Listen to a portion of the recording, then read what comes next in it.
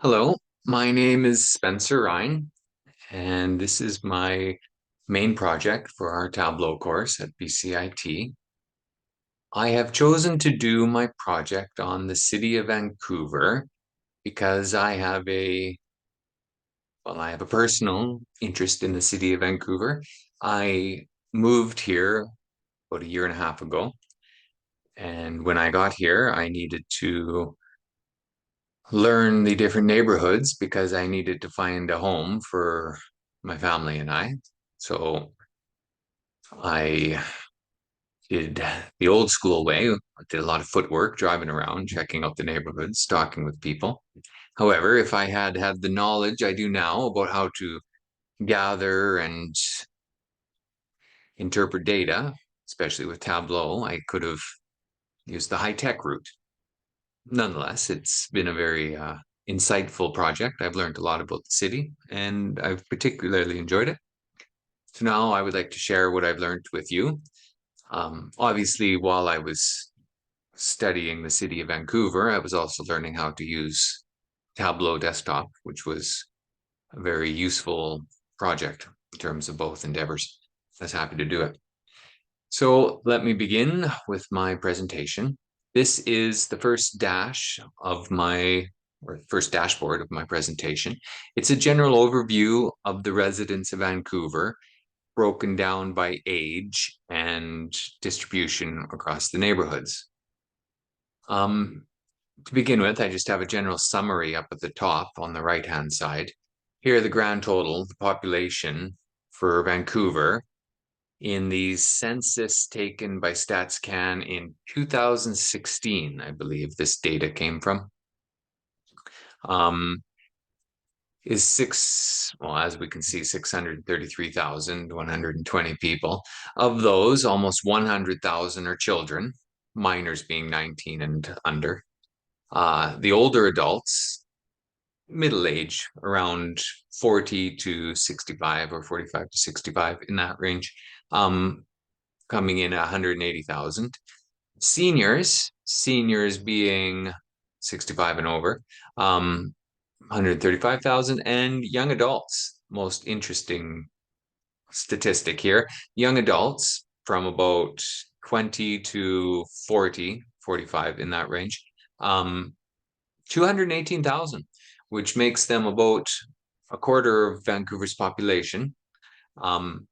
But really no surprise, given what we know about millennials being a very large cohort in North America. So there we have Vancouver. It's a breakdown by there. Over here, we have the pie chart. This pie chart is just a pictorial or graphic representation of the age cohorts. Here, I have it for Kitsilano, but I can change it to all. So here, our pie chart shows population by category in all neighborhoods. Young adults being the largest share, minors being the smallest share, and older adults, seniors having a more or less equal distribution. This pie chart we can adjust for neighborhood. So if I go to Arbutus, for example, it's more or less an even break between the four groups. But if we go to downtown, I find downtown interesting. Here, clearly young adults are the biggest cohort with almost 30,000 compared to the others. This I don't find particularly surprising, given the younger person's inclination to live in the urban areas of downtown and surrounding areas, where, from what we know, perhaps a stereotype, but older people raising families generally prefer to live outside these downtown urban centers. Given that, if we go to a very suburban area, for example, let's choose here, Renfrew, Collingwood, classic urban area. Here you can see, well, still young adults have a high population. Kitsilano, for example. Well, my logic isn't working here. I'll find one though. How about West Point Grey? There we have in West Point, far west end of Vancouver, the west side, the millennials having a smaller proportion. Perhaps this has to do with income power for rentals and property values. Dunbar, we could try Dunbar. Again, Dunbar being a more expensive area, having less proportion of the young adults and a larger proportion of older adults and seniors. So really no surprises. The pie chart below, it just shows the breakdown of the cohorts on a more granular level. So children 0 to 14 being a large group and 65 and over being another very large group. But I chose to include this graph in my presentation, not for a breakdown of the city of Vancouver, but to show how statistics can be bent to distort the information. The children 0 to 14 has a 14-year span or 14-year range for that data. And 65 years and older has a very large range, 65 all the way up into the hundreds, if I remember the data correctly. I think the oldest person in this data set was 104 people. So here we have a 40-year range for that cohort, where the other cohorts just have a 5-year range. So I don't think this pie chart is an accurate depiction of the breakdown. If we go over here to the maps can be broken down by age categories. So if I put all, we can see the population by gross numbers. Most people are living in the downtown area.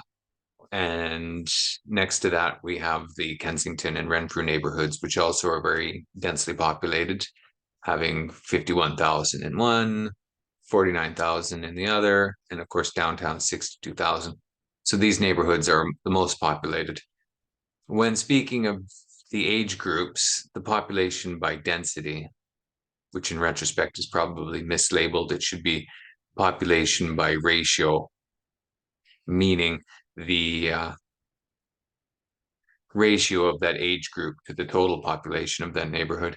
Anyway, you'll see what I mean here. If I switch over to minors, looking at the children of Vancouver, we can see that they do not have a high population in the downtown area or the surrounding neighborhoods, which, of course, as I said, isn't surprising given that these neighborhoods don't exactly have backyards or, children-friendly areas to play. People don't prefer raising their children in a downtown area generally. But going over to Cedar College, Kensington, high concentration of children in those neighborhoods, perhaps due to the affordability, or nothing affordable in Vancouver, but the more affordable neighborhoods being there. And if we go to the density graph, meaning the ratio, we can see that the children have a very low ratio to the overall population of that neighborhood. Whereas it's more of a even distribution, every neighborhood having about a 20% ratio of children to the population. Dunbar having a little bit higher, 25%, but the suburban areas all have about 20% 20% ratio of children to the general population. However, looking at young adults, we get quite the inverse. Now, a very low ratio, or for example, the Dunbar, they have, 20%, but go downtown, 40% of the 47% of the population being millennials. So these maps just offer a general, geographical display of where the people are and which age cohort is residing where. Let's move on to the next graph. Here, this graph is a side-by-side bar graph used to show the relationship between incomes, median income value, and property values. So right now I have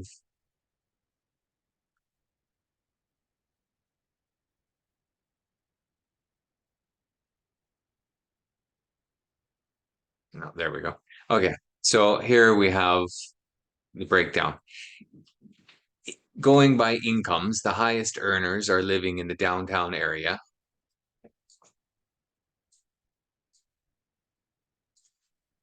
Oh, sorry, the graph has been broken.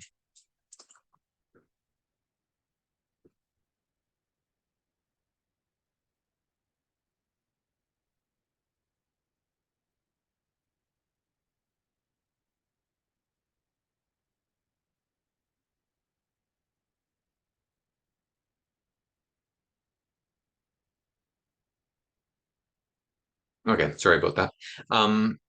Okay, as we can see that the highest earners are living in the downtown area.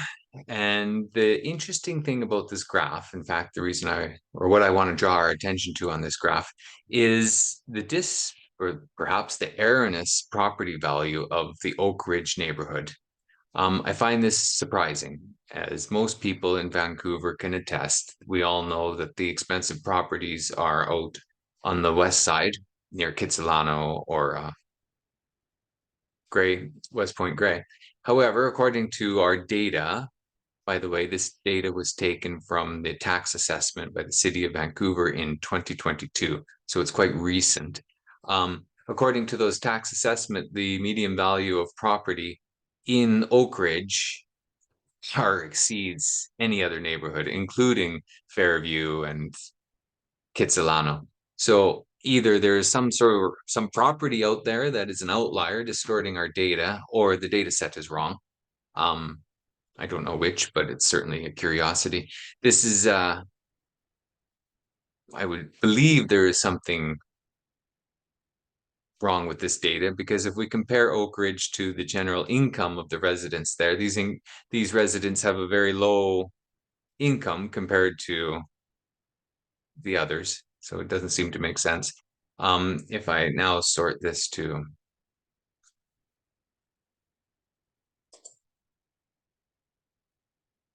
sorry, I was going to exclude downtown from it, exclude Oak Ridge. There we go. Okay. Other than that, this data is pretty ordinary. It's what we expect. The higher earners are living in Kitsilano area, downtown area, whereas the property values are also expensive in that area. Nothing surprising there. One thing that is worth noting is Strathcona. Strathcona has, I mean, not a extremely high property value, but higher than some of the other neighborhoods. But Strathcona is the lowest income earners in Vancouver. Of course, these numbers are aggregates, so we would have to look at a more granular level to understand what's going on there. But I would imagine perhaps that Strathcona's proximity to the downtown east side contributing to, the lower income level. However, that's for another person to figure out. I'm just drawing attention to it. Let me go over to our next dashboard here. On this dashboard, we have ranked the neighborhoods according to the income level, meaning where are the rich people living, where are the poor people living. And I know these are not politically correct terms, but certainly the meaning is clear, right? So here, not most of the neighborhood with the most rich residents is downtown. And no surprising, followed by Kitsilano, Fairview, Dunbar, Southlands area.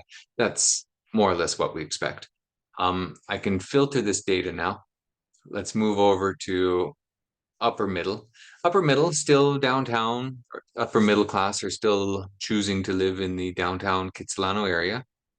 A little bit further expansion out of the core, though. You can see that Mount Pleasant is now a little bit darker on the darker shades, so higher concentration there. East Van near Commercial and Broadway, meaning Kensington, sort of an eclectic neighborhood, a little bit more upper class people choosing to live there now. Going down the income ladder. Now we're into lower middle class. Still, we have a high population in downtown. I don't think that's surprising. I think downtown is inclusive of all groups. But more and more concentration in the Renfrew, Kensington area.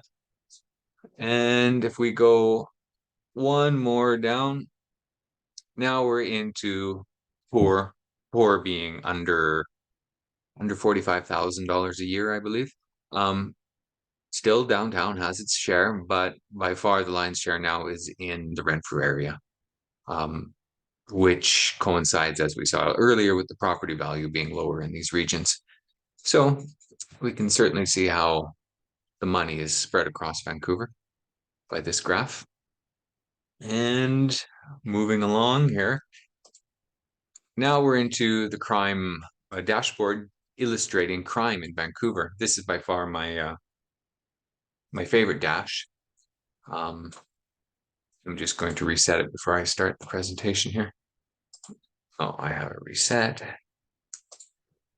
Okay, first part of the dashboard, or my story as we'll call it, is crime throughout the years of Vancouver. This data set was taken from the Vancouver Police Department. It was by far the most difficult data set to deal with because it was extremely large. I reduced it down to, I can't remember, it's in the report, but somewhere maybe 100,000 data, like rows of data, but it was originally 300,000 or something. It was so large, it kept crashing Excel. I had to find a way to deal with it. I reduced the data set by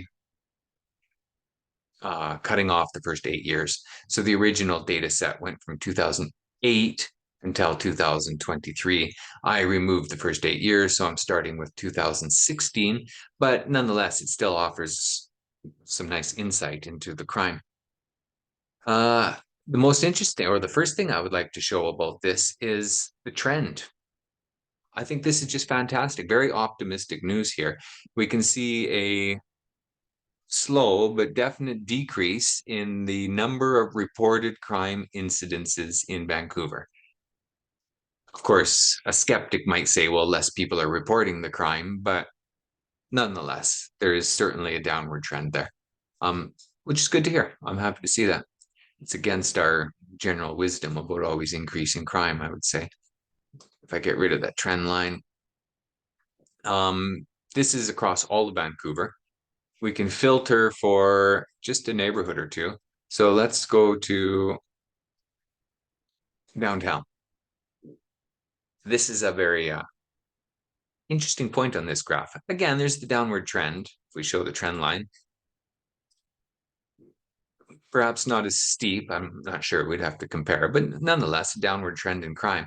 But that's not the interesting point. The interesting point, of course, is this very precipitous drop in the crime rate, coming down to an ultimate low of 538 reported incidences in May of 2020, which I think we all know, who could not know, this is the early year or the early stages of the pandemic when people were put into the lockdown. Of course, corollary is not causation, but we can only assume that those lockdowns were the reason for this drop in the crime rate. I'm not saying a lockdown is the way to solve crime, but certainly it has its effect, right? Okay, so there's that. One other dimension of this graph I would like to show is we can change the type of crime. And here I'm going to go to bicycle theft. And we'll do right across all Vancouver. And we'll do it across all years. Or I could even, well, no, let's go across all years. I think this is very, I wouldn't say comical, but very interesting nonetheless, that we can almost build a calendar off of this chart for the summer and winter seasons, of course. This is bike theft, and this is obviously summertime. Well, it's May, but so this peak is between May and August. Here we have a peak in August. Here, a peak in July, peak in August. Crime rates are going down, but still the peak is happening in August, where contrariwise now we have the trough in January, December. Of course, this is not surprising. It's what we would expect.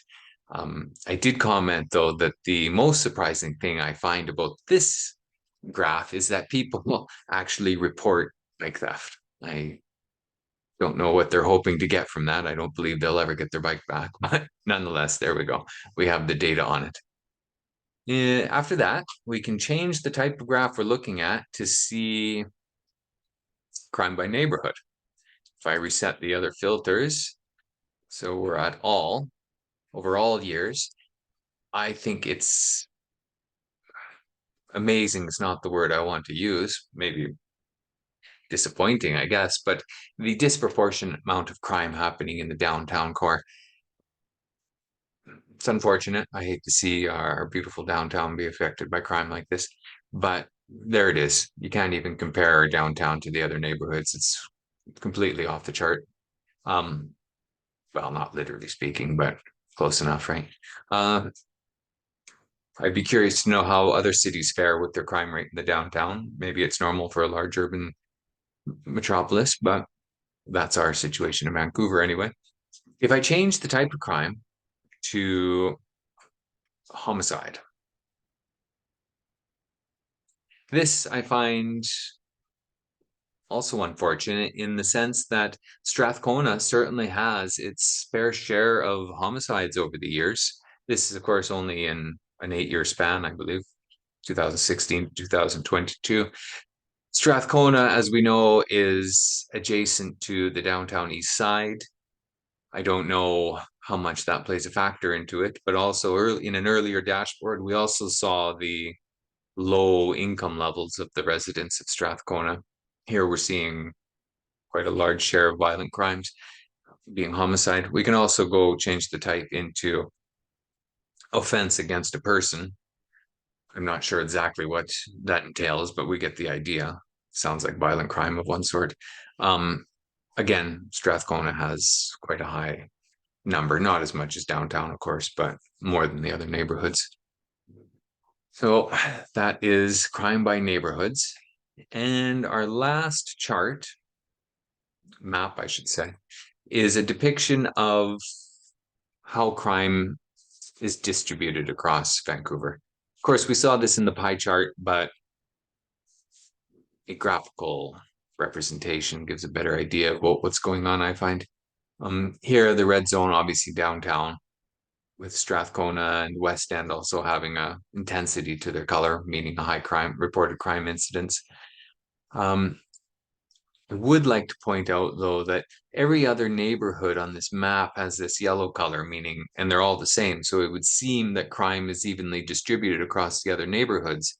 However, downtown being such an incredibly high number, it is distorting our data. So for that reason, I have chosen to incorporate an exclusion toggle button here on the map. And if I exclude downtown from our data set, then you can see that, well, Strathcona went red, but also Kensington and Renfrew and Mount Pleasant, now they have a higher concentration of crime relative to the other neighborhoods. Um, is this surprising? I don't know. We saw earlier that these neighborhoods also have a lower property value and lower income level. I don't know what that means for it, but you can see the results here on the graph. That's about all I have to say for this presentation. I hope you found it at least somewhat interesting. I certainly did. I enjoyed learning about Vancouver. I think it's a fantastic city, and I would have actually gone further into this Tableau project. I was interested to see many dimensions of the city, but fortunately, I don't have enough time. This will have to suffice. So thank you for watching, and have a good day.